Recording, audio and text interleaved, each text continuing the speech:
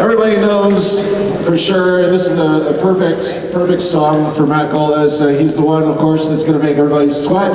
He's the one that works with everybody to warm them up. And of course, we've had a lot of pleasure working with him in the past, and most of you.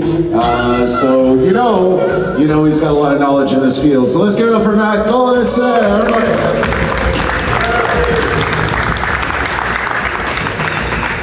Good morning, first of all. For those of you who are maybe newer to us, I'm at the sports science lead here with OVA, so I'm responsible for all of our programming with the provincial team and some of our community programs. Get some brain juices flowing of how you can be creative with your warm-up and use it as a part of your training and not treat it as something separate. So for those of you who were with us last year, you're probably familiar with the ramp protocol or the process we use for warm-up, so I'll be sending that to everyone that we do. But essentially, you're starting with lower intensity movements, or maybe multi-directional. You're skipping, you're running, you're jogging, you're shuffling, all that kind of stuff. Then you're moving on to some activations, mobilization, things you would normally see on the court in your dynamic warm-ups, more like a traditional sense. And then the last part would be like potentiation. So we're working on like increasing the speed of signals we're sending to our limbs to create actions on the court, right? So we're kind of going from slow, low intensity to maybe fast, high intensity, right? So how can we incorporate games or certain drills that doesn't look like a traditional dynamic warm-up into our warm-up to support our athlete development, but also our practice objectives that day. So we'll try to get some of you active. Different drills we're going to try to go through kind of quickly. They're just here to kind of maybe expose you. Maybe you've seen stuff like this before. Maybe you're already doing stuff that's more advanced and much better than what we're going to do right now. I'm sure you guys do a lot of great warm-ups with your teams. So we'll do some stuff with small groups, some stuff with bigger groups. Participate if you want. You don't have to go very hard or intense if you don't want to. I know you guys just need breakfast. So first off, I need 7 volunteers.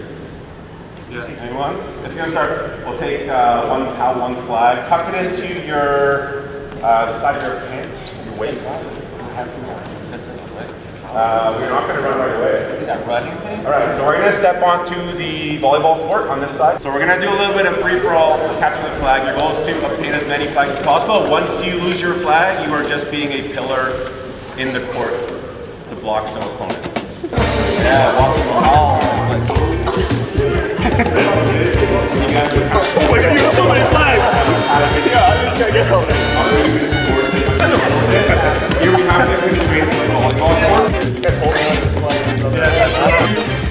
One players, so we're enlarging the playing field just slightly, and we're going to progress to running now. So we start as walking, small field to play.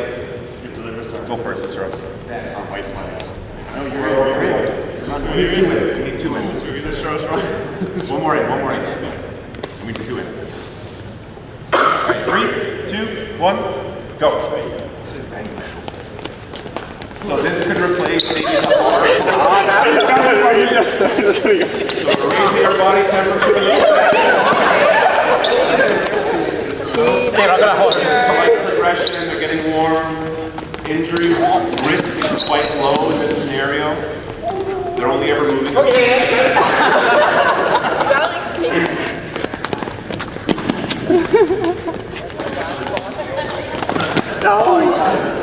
I'm gonna. Bad. It's Cicero. 2 seconds, let's take away the ball. 3, 2, 1. All right, we'll go tie. All right, cool. And if you guys are going, do you have you stand as a pillar inside the court, or maybe you get them in a plank to act as body block, so they're working on some physical skills.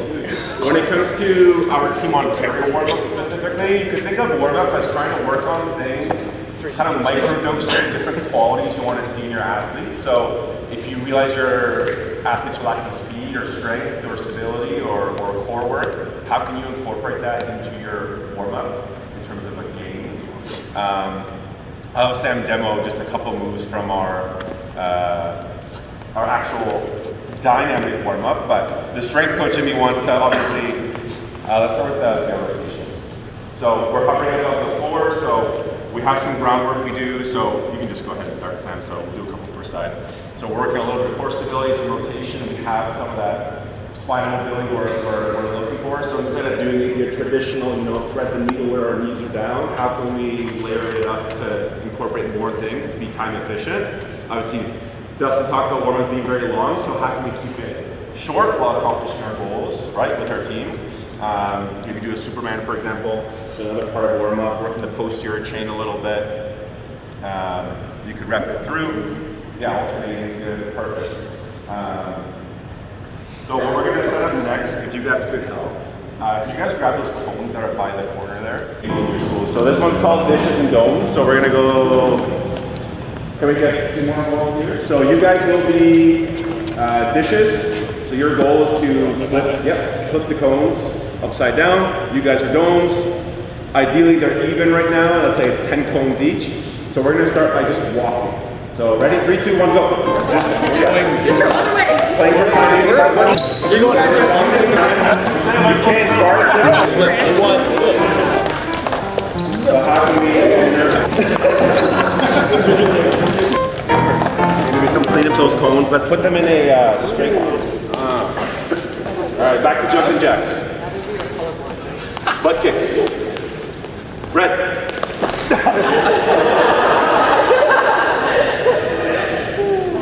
I think your method way better than All right, awesome. We can clear the cones. You can delay the cue a little bit. Left. Oh. Make it 2. Right. 1. Maybe a little bit like 2. If you want to increase the distance, a little right. 1. You guys want to try that out for 20 seconds? Use different angles. Maybe if your objective for practice is defense, maybe you're bouncing a bit lower or on your hip mobility just a little bit. Left. Right.